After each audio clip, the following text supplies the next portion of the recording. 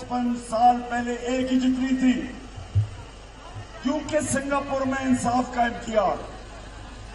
आज हमारी तकरीबन $2000 है, सिंगापुर की $60,000 औसत आमदनी है।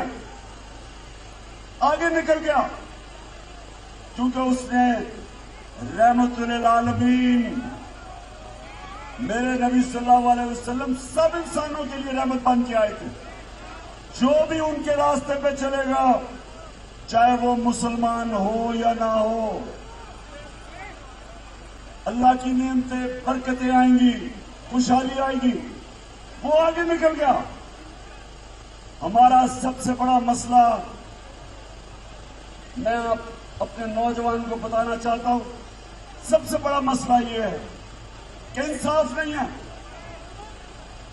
छोटा चोर चोरी करके जेल में और बड़ा डाकू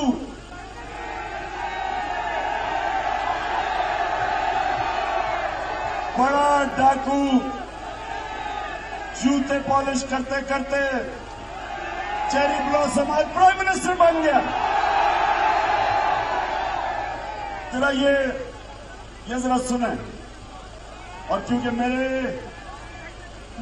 अजीम लीडर, मेरे अल्लाह के पैगंबर, उन्होंने, मैं चाहता हूं सारी कौम, मैं बल्कि इंशाअल्लाह जब हमें अल्लाह ने हुकूमत दी तो मैं चाहूंगा कि उनकी हदीस हर स्कूल में लगी हो, हर यूनिवर्सिटी में लगी हो, हर ऑफिस में लगी हो। और वो ये कि मेरे नबी ने कहा कि तुम्हारे से पहले बड़ी कौमें तबाह हुई। जो जब छोटा चोर करता था तो जेल में, चोरी करता था वो जेल में, और बड़े डाकू को जो कौमें नहीं सजा दे सकती थी वो तबाह हो जाती थी। अब ये शहबाज शरीफ का, इसको 16 अरब रुपए की करप्शन के केस में सजा होने वाली थी, जबकि इसको बचाया गया, साजिश के तहत इसको ऊपर बैठाया। और जब ये ऊपर बैठा, 16 अरब रुपए का FIA का केस था। जब से ये ऊपर बैठा, ये जरा गौर से सुने। मैं सऊदी बंद करो, क्या कर रहे हो? सुने जरा। सबसे पहले चार गवाह थे जिनके नाम पे इसने 16 अरब रुपया लिया था। उसमें गुलजार अहमद, वो चपड़ासी था रमजान शुगर मिल में, वो मर गया, पता ही नहीं चला मरा कैसे। मुजम्मल राजा, वो कैश बॉय था रमजान शुगर मिल में, वो हार्ट अटैक से मर गया। ये 2 महीने में आते साथ ही, इनके पहले 2 महीने में वो मरा। गुलाम साबिर, जो मुजम्मल का रिश्तेदार था, वो हार्ट अटैक से मर गया, भाई था, वो हार्ट अटैक से मर गया। मकसूद चपड़ासी, जिसके अकाउंट में 4 अरब रुपया आया था, 400 करोड़ रुपया, वो हार्ट अटैक से मर गया। डॉक्टर रिजवान, जो FIA का इन्वेस्टिगेट कर रहा था ये केस शहबाज शरीफ का और बेटों का, वो इन्वेस्टिगेटिंग ऑफिसर, वो हार्ट अटैक से मर गया। और एक और जो इन्वेस्टिगेट कर रहा था, नदीम अख्तर, उसको भी हार्ट अटैक हुआ लेकिन वो बच गया। अब ये सुने, किसी और मुल्क में ये होता, मैं यूरोप की बात कर रहा हूं, मैं उन मुल्कों की बात कर रहा हूं जिधर इंसाफ है। अभी इन्वेस्टिगेशन होनी थी,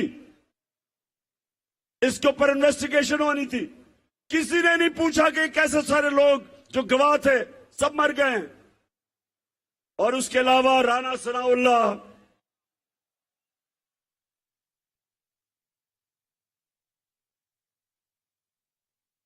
राना सनाउल्लाह का एक ऑफिसर करप्शन में इन्वेस्टिगेट कर रहा था, उसका नाम था इमरान रजा। पता चला जी वो खुदकुशी उसने कर दी है, कोई इन्वेस्टिगेट नहीं हुआ। मैं ये आपके सामने क्यों कह रहा हूं कि कभी भी हमारा मुल्क तरक्की नहीं कर सकता जब तक यहां इंसाफ ना हो, जब तक ताकतवर को कानून के नीचे ना लेके आए। मैंने 3.5 साल जो मैं इक्तदार में था, पूरी कोशिश की कि बड़े बड़े इस मुल्क के जो मुजरिम और डाकू जो 30 साल से इस मुल्क को लूट रहे थे, मैंने पूरी कोशिश की कि किसी तरह इनको सजा हो, लेकिन खुफिया हाथ थे, इनको सजा नहीं होती थी। कभी जज बेंच रहनुमा तहरीक इंसाफ इस वक्त लॉन्ग मार्च के शुरका से खिताब कर रहे थे। गुजरांवाला में इस वक्त लॉन्ग मार्च मौजूद है। आपको बताएं कि उन्होंने कहा कि सिंगापुर एक गरीब मुल्क था, पाकिस्तान से भी आगे निकल गया। हमारा सबसे बड़ा मसला इंसाफ है कि यहाँ पे इंसाफ नहीं है, मुआशरे में इंसाफ ना हो तो खुशहाली नहीं आती है। उन्होंने कहा कि छोटा चोर चोरी करके जेल जाता है, जबकि बड़ा चोर चोरी करने के बाद प्राइम मिनिस्टर बन गया है। उन्होंने कहा कि मेरे अजीम लीडर की हदीस हर सरकारी इदारे में आवेजा करूंगा, जिसमें यह कहा गया है कि तुम्हारे से पहले जो कौमें तबाह हुई वो मुजरिमों को सजा नहीं देती थी। इस वक्त गुजरांवाला में इमरान खान मौजूद थे और लॉन्ग मार्च के शुरका से खिताब कर रहे थे। उन्होंने कहा कि शुगर मिल्स केस के गवाह मर गए, किसी ने इन्वेस्टिगेशन नहीं की है, किसी ने नहीं पूछा। जब तक इंसाफ ना हो मुल्क तरक्की नहीं कर सकता। और अब मैं चाहता हूं पूरी कौम हकीकी आजादी बाश के लिए बाहर निकले। इस्लामाबाद हकीकी आजादी के लिए जा रहा हूं। जब हम थे 6 महीने पहले, आज 236 रुपए पे फजल की कीमत ऊपर चली गई है। पेट्रोल वो भी 150 रुपए लीटर।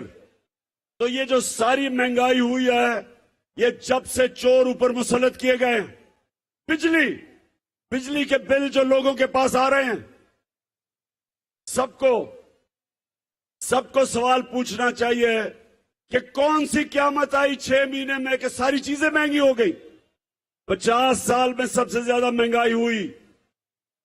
तो आगे जाके मैंने ये सवाल करने हैं कि कौन है इसका जिम्मेदार, किसने ये किया कि इन चोरों को ऊपर बैठा दिया और इनके सारे केसेस खत्म होने शुरू हो गए, एनआरओ मिलना शुरू हो गया, मरियम भी बरी हो गई।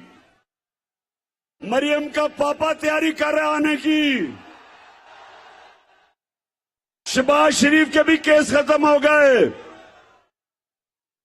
हमजा शरीफ के केस भी खत्म हो गए,